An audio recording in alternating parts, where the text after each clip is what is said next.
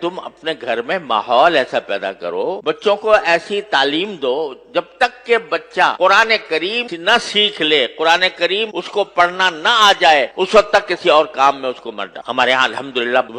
مسلمانوں کی تاریخ یہ ہے کہ سب سے پہلی تعلیم جو بچے کو دی جاتی تھی وہ قرآن کریم کی، ناظرہ ہی صحیح لیکن ناظرہ قرآن کریم بھی انسان کی زندگی میں انقلاب برپا کرتا ہے۔ اگر صحیح طریقے سے ناظرہ پڑھ لے نا بچہ تو اس کے دل میں ایمان کا بیج پڑ جاتا ہے، اور پھر آگے وہ ایمان کا بیج اس کو بہت سی برائیوں سے روکتا ہے۔ تو جب تک اس بات کا یقین نہ ہو جائے کہ میرا بچہ قرآن کریم پڑھنے کے قابل ہے، اس وقت تک اس کو آگے نہ بھیجو۔ اب ہمارے یہاں وزیر تک بن گئے ہیں لوگ، اور جب ان سے کہا گیا قل اللہ پڑھ لو تو قل اللہ پڑھنے نہیں آ رہا۔ تو وہ در حقیقت یہ اس لیے کہ ہم نے ہمارے ذہن سے دین کی تعلیم و تربیت کی اہمیت ہی ختم ہو گئی۔ ہمارے دل میں اس کی اہمیت ہی نہیں ہے کہ ہمارا بچہ جو ہے وہ دین کی معلومات، دین کا علم حاصل کرے۔ نہ صحیح، ٹھیک ہے، ہم نے یہ نہیں کہتے کہ آپ ہر ایک کو عالم دین بناؤ، ہر ایک کا عالم دین بننا بھی فرض نہیں کہ آپ پورا درس نظامی پڑھاؤ 8 سال، لیکن اگر کم از کم جو انسان کے ذمہ فرض عین ہے اس کا علم تو بچے کو ہر حال میں ہونا چاہیے، اور اس کے لیے کسی ایسی درسگاہ، الحمدللہ اب ایسی درسگاہیں موجود ہیں جس میں جو دنیاوی تعلیم کہلاتی ہے وہ بھی الحمدللہ اس میں پڑھائی جاتی ہے، اور اس کے ساتھ ساتھ اس کو مسلمان بنانے کی بھی فکر ہوتی ہے، اس کو دینی معلومات بھی فراہم کی جاتی ہے۔ ایسی درسگاہوں کے اندر اس کو بھیجو۔ جب تم خود ایسے درسگاہوں میں بھیج دو گے جہاں پر الحاد اور بے دینی کا چرچا ہے تو پھر وہ اس کی ذمہ داری تمہارے اوپر عائد ہوتی ہے کہ تم نے ایسی جگہ بھیجا کیوں۔ اور دوسری بات یہ کہ اگر فرض کرو کہ کوئی بچہ آپ نے کسی درسگاہ میں بھیجا، کسی اسکول میں بھیجا، وہاں پر دین کی معلومات اس کو حاصل نہیں ہو رہی، دین کا علم اس کو حاصل نہیں ہو رہا، تو کم از کم اتنا تو کر لو کہ اپنے گھروں کے اندر تھوڑا سا وقت اپنے بچوں کے ساتھ ایسا نکالو جس میں کچھ دین کی معلومات بچوں کو فراہم کی جائیں۔ کم از کم سیرت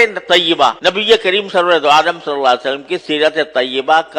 طیبہ سب مل کر گھر والے بیٹھ کر تھوڑا سا وقت نکال کر اس میں پڑھیں۔ اس سیرت طیبہ میں نبی کریم صلی اللہ علیہ وسلم کے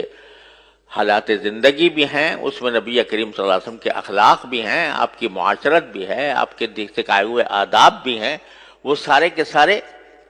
اکٹھے بیٹھ کر پڑھیں۔ اس میں کیا مشکل کام ہے؟ رات کو تھوڑا سا وقت سونے سے پہلے اپنے سارے بچوں کو جمع کر کے اور اس میں خود نبی کریم صلی اللہ علیہ وسلم کی سیرت طیبہ کی کوئی کتاب پڑھ لو سب بیٹھ کے، تو کم از کم گھر کے ماحول کے اندر ایک ایسا مدرسہ قائم ہو جائے گا، اور یہ اصل مدرسہ ہے۔ نبی کریم صلی اللہ علیہ وسلم کے عہد مبارک کوئی باقاعدہ مدرسہ نہیں ہوتا تھا، صفہ تھا جس میں صحابہ کرام مختلف علاقوں سے آ کر تھوڑے سے پڑھ گئے تھے، وہ انہوں نے تو اپنے آپ کو خاص کر لیا تھا اس کے لیے، لیکن ہر صحابی کا اپنا گھر خود مدرسہ تھا دین کا۔ ہر صحابی کے گھر میں تذکرے نبی کریم صلی اللہ علیہ وسلم کی سنت کے ہوتے تھے، آپ کی سیرت کے ہوتے تھے، اس کے نتیجے میں جو اولاد پیدا ہو رہی تھی وہ اولاد بھی سیرت اور سنت کے سانچے میں ڈلی ہوئی تھی۔ اس میں کیا مشکل کام ہے؟ میں کہتا ہوں 15 منٹ نکال لو، صرف 15 منٹ روزانہ، اور اس میں نبی کریم سرور عالم صلی اللہ علیہ وسلم کی سیرت طیبہ پر مشتمل کوئی کتاب پڑھی جائے، اور پڑھ کر بچوں کو اس کا علم دیا جائے سیرت طیبہ کا، اور پھر سیرت طیبہ کے ساتھ جو بنیادی ضروریات ہیں دین کی، وضو کے احکام، نماز کے احکام وغیرہ وغیرہ، اور اخلاق، آداب، کس چیز کے کیا ادب ہے، کھانے کا کیا ادب ہے، سونے کا کیا ادب ہے، بازار جانے کا کیا ادب ہے، خرید و فروخت کا کیا ادب ہے، یہ ساری باتیں رفتہ رفتہ روزانہ کر کے اگر 15 منٹ بھی روزانہ ہر انسان، ہر مسلمان نکال لے اور اپنے اولاد کی اس طرح تربیت کرنے کی فکر کرے تو انشاءاللہ اللہ تعالیٰ کی رحمت سے انقلاب آ جائے گا۔ لیکن چونکہ فکر نہیں تو اس کی وجہ سے یہ چھوٹا سا کام بھی نہیں ہو پا رہا، اور قرآن اسی کی طرف متوجہ کر رہا ہے کہ تم ساری دنیا کے اوپر تنقید کرتے ہو کہ فلاں جگہ یہ ہو رہا ہے، فلاں جگہ یہ ہو رہا ہے، سیاسی ماحول کے اندر بے چینی ہے، اضطراب ہے، انتشار ہے، لڑائیاں ہیں، جھگڑے ہیں، تنازعات ہیں، ان سب کی شکایت تو کرتے ہو، لیکن خود اپنی طرف متوجہ ہو کر نہیں دیکھتے کہ تمہارے ہاں کیا کمی ہے۔ اگر تم فرض کرو کہ مکمل طور پر اسلامی احکام پر عمل کر رہے ہو، لیکن تمہاری اولاد اور تمہارے گھر والے دوسری طرف جا رہے ہیں، اس کی ذمہ داری بھی تمہارے اوپر عائد ہوتی ہے۔ اپنی فکر کرو، اور اس کا ایک آسان راستہ میں آپ حضرات کی خدمت میں عرض کر رہا ہوں کہ 15 منٹ نکال لو روزانہ رات کو، اور اپنے گھر والوں کو جمع کر کے اس میں سیرت طیبہ اور احکام شریعت کی کتاب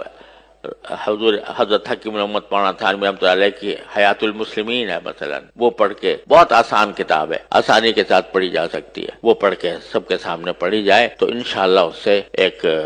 ماحول پیدا ہوگا اور اصلاح کی طرف ایک پیش قدمی ہوگی۔ اللہ تبارک و تعالیٰ اپنے فضل و کرم سے ہم سب کو اس کی توفیق عطا فرمائے۔ وآخر دعوانا الحمدللہ۔